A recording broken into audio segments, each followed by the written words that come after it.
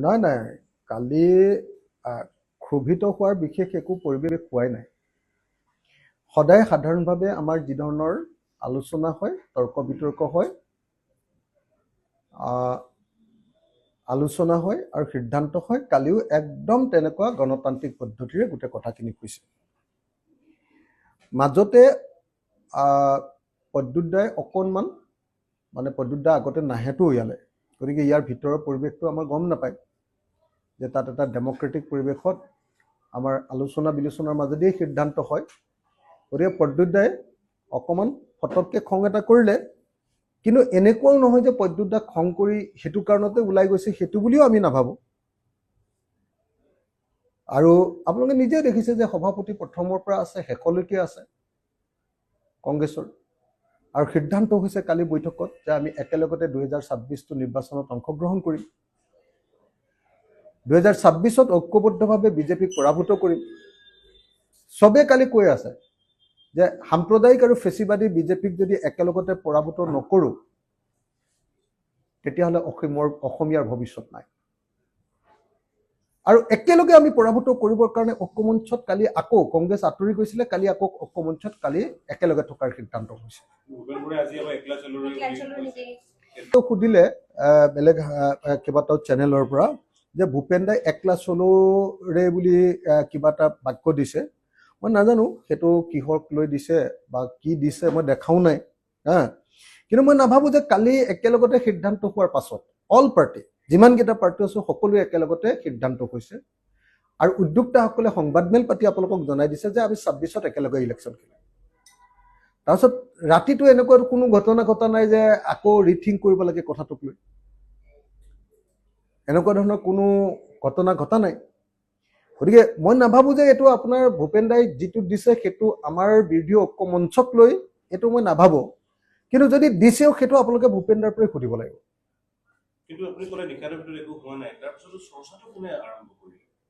মানে কোনটো চৰ্চা? এই যে আপোনালোকৰ কালি কিবা কাজিয়া লাগিলে, একতাটো নাথাকিবগে। নাই একতা নথকাৰ কোনো প্ৰশ্ন নাই। আমি ৰাইজৰ দলে একদম দৃঢ়তাপূৰ্ণভাৱে দ্ব্যৰ্থহীনভাৱে আপোনালোকৰ সন্মুখত ঘোষণা কৰিছোঁ যে 2026 চনত আমি সকলো বিৰোধী দলে ঐক্যবদ্ধভাৱে বিজেপিৰ বিৰুদ্ধে আমি যুঁজ দিম। আমাৰ ঐক্যমঞ্চ হ'ব আৰু হ'ব। কালি সেই সিদ্ধান্ত কংগ্ৰেছ ওলাই গৈছিলে, কালি কংগ্ৰেছ আকৌ আমাৰ লগত যোগ হৈছে। তাৰ পাছত যদি কিবা ইছ্যুজ আহিছে তেতিয়াহ'লে সেইটো বিষয়ে মই অৱগতই নহয়। গতিকে আপোনালোকে মোক প্ৰশ্ন কৰি থাকিলেও উত্তৰ একো নাপাব, কাৰণ মই সেইটো সম্পৰ্কে সঁচাকৈ অৱগত নহয়। কালি ৰাতি বহুত ৰাতি ঘৰলৈ গৈছোঁ, তাৰপিছত আজি ৰাতিপুৱাৰ পৰা ঘৰত কেৱল মানুহ আৰু মানুহ।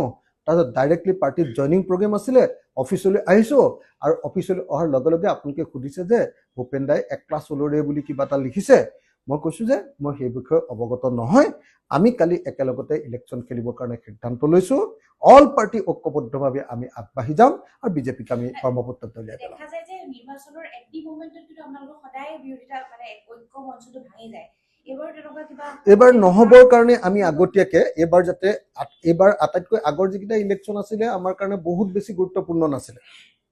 উপনিৰ্বাচন 3টা আছিলে, উপনিৰ্বাচন 2টা আছিলে। সেইকেইটা ধৰক আপোনাৰ ভাগি গ'লেও বাৰু এইটো চৰকাৰ বদলিৰ কথা নাছিলে। MP ইলেকশ্যনতো আমি একেলগতে আছিলোঁ।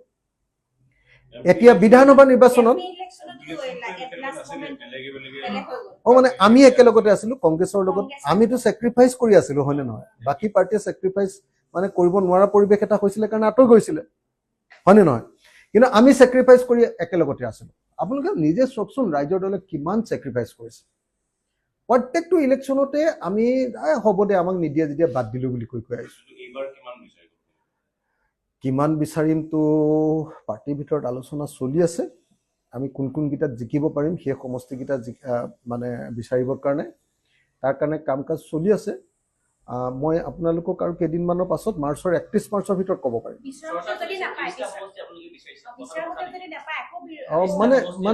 এতিয়ালৈকে 30টা বা 40টা বা 20টা বা 10টা এইটো কথা এতিয়ালৈকে পাৰ্টিৰ ভিতৰতে চৰ্চা হোৱা নাই। আজি কৰ্ণধাৰ এতিয়া বহিব অলপ পিছত, তাত প্ৰথমখন লিষ্ট আমি বনামহে। প্ৰথমখন লিষ্ট আজি আমি বনামহে, কোনকেইটা আমি চিটত কম্প্ৰমাইজ নকৰাকৈ আমি খেলিমেই।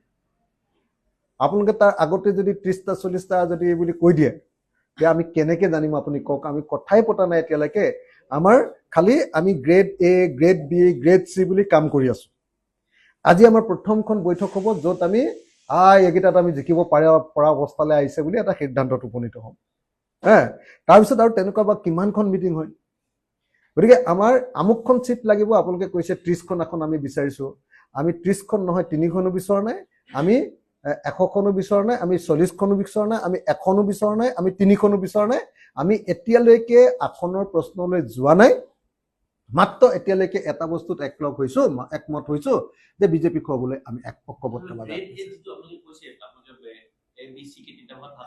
এইবিলাক কথা কৈ এনে খেলি মেলি লগোৱাৰ কি দৰকাৰ পৰিছে সেইটো আপোনালোকক মই এতিয়া নকওঁ আজি আমাৰ সেইটো ৰিভিউ হ'ব কোনোবাটো গ্ৰেড এ গ্ৰেড বিলৈ গুচি যাব কোনোবা গ্ৰেড বি গ্ৰেড এলৈ আহি যাব এইটো আপুনি ইভলিউচনাৰী ন কথাটো আমি জানেই যে কেতিয়াবা ভাল হৈ যাব কেতিয়াবা বেয়া হৈ যাব কিন্তু এটা কথা খাটাং মই এটা বস্তুত খাটাং হৈছো যে ৰাইজৰ দল সঁচাকৈ এই মুহূৰ্তত জনগণৰ এটা অতি জনপ্ৰিয় দল উজনিত ৰাইজৰ দলৰ প্ৰতি মানুহৰ যি ব্যাপক সমৰ্থন লাভ কৰিছো আমি মানে এটা ভাল স্বপ্ন দেখিবলৈ এতিয়া আৰম্ভ কৰিছো ইয়াৰ পিছতো ত্যাগ কৰিব নে এইবাৰ যুঁজ দিব ত্যাগটোতো থাকিবই বুজাবুজিতো সদায় ত্যাগ থাকিবই আমি ত্যাগ কৰিম কিন্তু ত্যাগ কৰিলেও বুলিও আৰু একেবাৰে কাপোৰ কানিটো খুলি দিব নোৱাৰো নহয় কাপোৰটোতো পিন্ধি থাকিব লাগিব ন পাৰ্টিটোতো ৰখাব লাগিব ন চববাৰেতো আৰু এনেকুৱাও নহয় যে আমি চববিলাক ত্যাগ কৰি আমি একদম মানে কি কয় এইটো ঋষিৰ নিচিনা হৈ যাম মানে হেৰি হৈ যাম কি কয় আপোনাৰ এই সন্যাসীৰ নিচিনা হৈ যাম আৰু বাকীবিলাকে মানে ত্যাগটো নকৰিব এনেকুৱা নহয় আমি কিন্তু আপোনালোকক এটা কথা কওঁ যে ঐক্যবদ্ধ মানেই হ'ল ত্যাগ আৰু ত্যাগ আমাৰ থাকিব